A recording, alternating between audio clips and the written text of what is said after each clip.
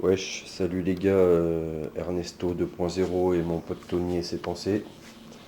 Donc là, voilà, bon, vous vous dites un corps sain, machin, mais ça vous comprendrez plus tard. Mais je vous expliquerai que le saint des saints, il buvait, tu vois. Les saints, ils buvaient pas, mais le saint des saints, il buvait. Pourquoi? Parce qu'il disait, les saints, ils disaient, ouais, nous on boit pas, on veut un esprit saint dans un corps sain et tout. Et le saint des saints, lui, il disait, ah, donc vous voulez m'empoisonner avec de la bière, vous voulez me réduire. Vous voulez que j'ai mal au foie, tout ça. Et bah ok, bah dans ce cas je vais boire encore plus. Donc voilà les gars, ne vous trompez pas sur les choses. Donc on va ça, je vais m'en mettre une petite là. Et là je vais sortir dehors. Alors, vous allez voir en direct, là j'ai de la batterie. Je vais aller faire un petit tour. Donc là je sors, je ferme la porte. Hop. J'ai ma petite bière, j'ai deux trois clopes. Donc j'ai vu votre vidéo, comment elle s'appelle? Féminisation de la société. Bon après là je vous le dis, hein, je suis raide, hein, donc enfin je suis raide, non je suis pas raide mais je suis bien entamé on va dire.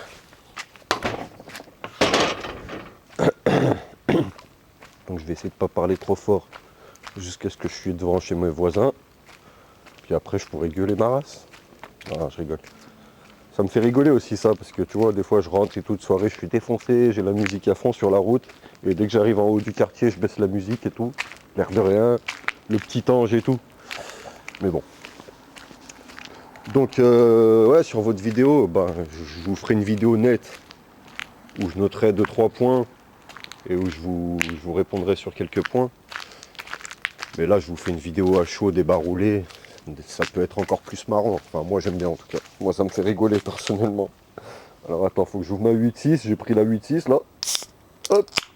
Voilà, 8.6. Oh, le 8.6, ça me rappelle mes 20-25 ans, ça. La petite 8.6.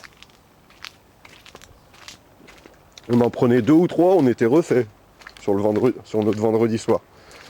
Après le lycée, là, 2 8.6. Donc voilà. En plus, je suis en claquette, là, je suis en short caille. Mais bon. Alors, un des 2 ou 3 points, comme je vous ai dit, je relèverai des autres points un autre jour, quand je serai net et un peu plus sérieux. Qu'est-ce qu'il y a le chien à aboyer là? T'es pas content? Quoi? Ouais. Donc je disais, ouais, alors le premier point c'est que je me rappelle, hein, parce qu'il y a plein de trucs à traiter, mais c'est un moment vous disiez comme quoi sur Paris il y avait beaucoup de gays et tout ça. Ce qui est marrant c'est que ce soir j'étais sur un truc et tout et je m'expliquais un peu avec des gays. Parce que moi souvent je traite des gens sale pédale et tout, je dis sale pédale et tout. Mais bon, la plupart du temps quand j'insulte des gars de sale pédale, c'est pas des gays, tu vois, justement. C'est des gars qui sont hétéros, mais qui ont pas les codes. Et en général, ils cherchent un peu la merde aux gens qui ont rien fait, tu vois. Genre, ils vont voir un gars qui paraît faible, ils vont aller vers lui, ils vont lui chercher la merde. Puis après, ce gars, bah, en fait, c'est un X-Men, il les nique. Et après, ils font tapis de la mec et tout.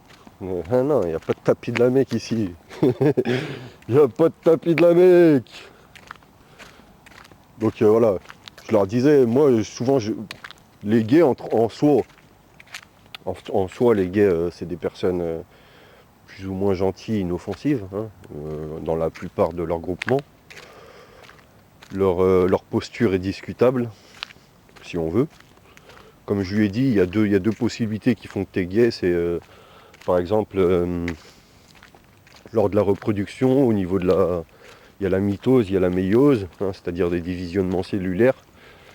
Et bon, des fois, il y a 21 chromosomes, plus les 2 organes sexuels, etc. Des fois, il y a des petits bugs et tout. Et voilà, la personne, elle est homosexuelle.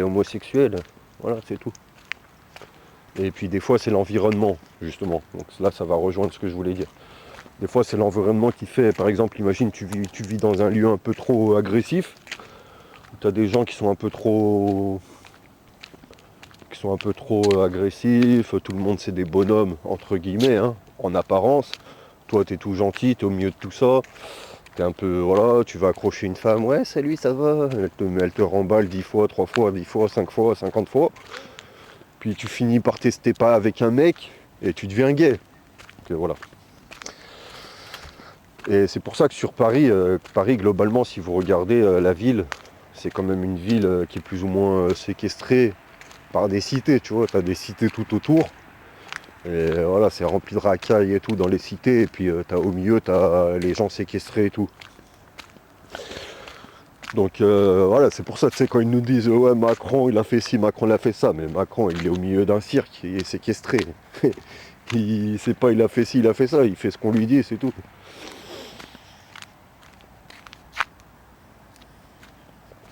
Donc c'est pour ça, voilà, moi j'ai pas de... Je sais pas comment vous expliquer. Donc voilà, ouais, par rapport à Paris, il y a quand même un environnement dominant de certaines personnes autour. Et puis les gens qui se retrouvent au milieu, ben, peut-être qu'ils sont un peu fragiles ou un peu faibles, ils se retrouvent un peu, voilà, c'est compliqué pour eux. Là j'irais bien, tu vois, j'irais bien, une fois j'étais bourré comme ça, je dis je vais aller dans la cité là-bas, je vais les insulter leur mère, mais grave forte, et je vais hurler ma race, et après je pars en courant et tout. Ou alors une fois je me suis dit je vais taguer sur leur immeuble. Et voilà, mais je me suis retenu, mais voilà, il mériterait.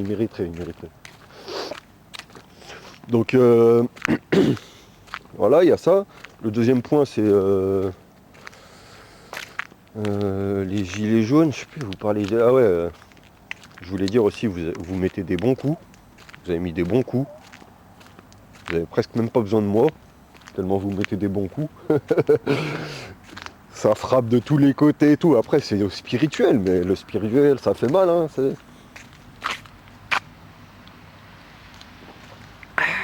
le spirituel, ça fait mal. Ça fait presque même plus mal que le physique, tu vois. Le spirituel, ça s'ancre dans l'âme, tu vois. Un gars, il te met un coup spirituel, c'est dans l'âme. C'est voilà. Un gars, il te met un coup physique, en 15 jours ou 3 semaines, tu guéris. Ouais. Ah putain, il caille. Ouais, The Beach, je pensais pas qu'il ferait si froid que ça. Donc, ouais, je sais même plus ce que je voulais dire. Ouais, déjà, je voulais dire, bah, vous avez mis des bons coups spirituels. Il y a des bons coups qui ont été mis un peu de partout, c'est bien. Les gars qui bossent, genre, il y en a 3 qui bossent, 17 qui regardent et tout. Et les 17, ils sont là, ils sont, ouais, on est des bonhommes, on travaille pas, on est payé. Et que c'est eux les plus esclaves, bah, pourquoi pas. Pourquoi pas. En fait, il y a 2 esclavagismes sur Terre. Il y a l'esclavagisme par le haut, c'est-à-dire les milliardaires hein, qui distribuent l'argent, tu travailles pour moi, tu fais ci, tu fais ça. Et l'esclavagisme par le bas. Moi je suis chez moi dans ma cité, tu m'amènes mon Uber Eats, j'ai juste à tendre la main. Donc là c'est bien, parce que vous avez inversé la situation en disant ouais mais en fait vous êtes des meufs. Parce que le mari, le principe dominant du mâle, c'est il amène l'argent et la meuf elle attend à la maison et elle tend la main.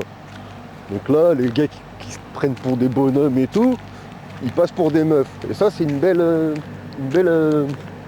un bon coup, c'est un joli coup. J'ai bien aimé, j'y avais même pas pensé, tu vois. Un jour je vous ferai une vidéo que j'appellerai Aikido de l'escrime spirituel. Vous voyez en fait il y a ce qu'on appelle l'épée, tu vois, ce qu'on appelle l'épée dans les livres. Tu vois, si tu tues quelqu'un par l'épée, il faut que tu sois tué par l'épée. C'est-à-dire justement c'est des coups un peu spirituels qui assassinent un peu l'âme. Et bon, ils disent que quand tu tues par l'épée, il faut que tu sois tué par l'épée. Après la question c'est quoi? C'est est-ce que moi j'ai tué par l'épée parce que quelqu'un m'avait mis un coup par l'épée avant? Ou est-ce que c'est moi qui ai mis le premier coup par l'épée alors qu'on m'avait rien fait? Personnellement, cette question pour moi elle se pose pas. Je vais pas mettre des coups comme ça gratuitement. Et ensuite, donc je disais, ensuite l'escrime verbal par l'épée. Voilà, vous êtes puissant là-dessus. Ernesto, il a fait ses marques hein, depuis longtemps. Après, on n'est pas d'accord sur tout. Globalement, on est souvent d'accord. Tony aussi est pas mauvais sur l'épée, mais il est plus nuancé. On va dire, en fait, il met pas trop de coups. Il est plus comment dire, dans le conciliation. Il est plus dans la conciliation. Justement, moi, c'est ça un peu que je lui reprocherais. J'aimerais bien qu'il mette des vrais coups de temps en temps, mais bon. Après, c'est vrai que quand tu mets des coups, t'en prends, hein, donc voilà, c'est à double tranchant.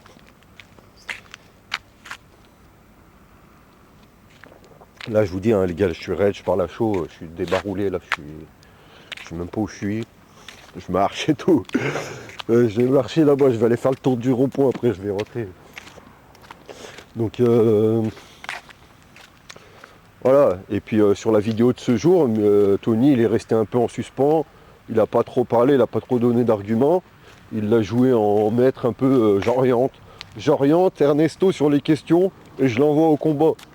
Oh Tony, oh Tony, oh oh Tony, oh, faut aller au charbon un peu. On sait que tu taffes maintenant que t'es livreur et tout, que ta vie elle est bien, mais quand même, faut mettre 2-3 petits coups à gauche à droite. Sinon c'est pas marrant, c'est pas marrant. Donc voilà, après, moi j'ai constaté aussi, hein, personnellement, c'est que presque une des meilleures phases de combat, c'est le non-agir. Le non-agir. Parce que si tu as des maîtres en aïkido, moi personnellement je suis un peu maître en aïkido. Mais si tu as des maîtres en aïkido, tu mets un coup, le gars il prend ta force, il la retourne, il la développe en autre chose. Donc faut faire attention. Faut faire attention. Il y a des personnes, des groupements, des castes, ce que vous voulez qui méritent des coups. Mais il faut faire attention. Je vais juste vous donner un exemple. Par exemple, vous voyez, moi quand j'ai fait ma musique de rap là, où j'étais sur mon siège, oh et putain la marche. Oh préviens quand tu mets des marches. Putain le gars il me prévient même pas. Alors c'est quoi ça? J'en étais à où? En aïkido. Ouais, en aïkido, ouais. Putain j'en étais à où?